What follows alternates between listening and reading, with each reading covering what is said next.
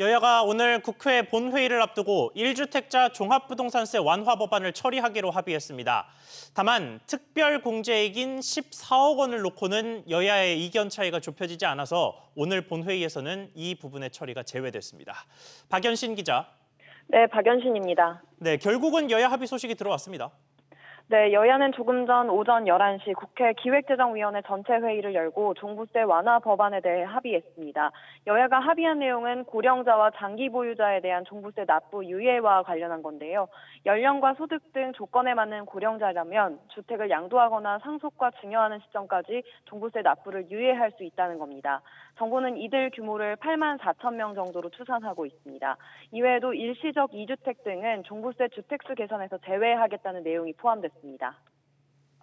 네, 그런데 사실 가장 광범위하게 파급력을 미치는 특별공제액 부분에 대해서는 아직도 합의를 도출해내지 못한 만큼 여야의 주장이 모두 팽팽한데 이들 둘의 다른 주장은 어떤 건지도 정리를 좀 해보죠.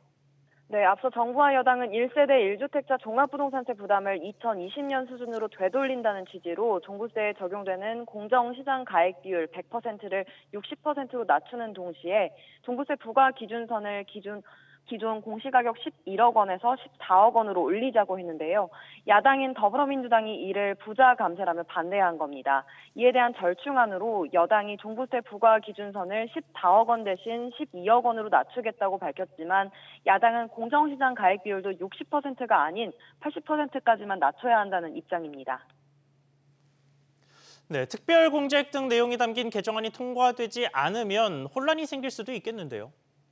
네, 만약 조세특례 제한법안이 통과되면 정부가 이달 16일부터 특례 대상자 신청을 받아 대상자에게 11월 말 수정된 종부세 고지서를 발송할 예정인데요.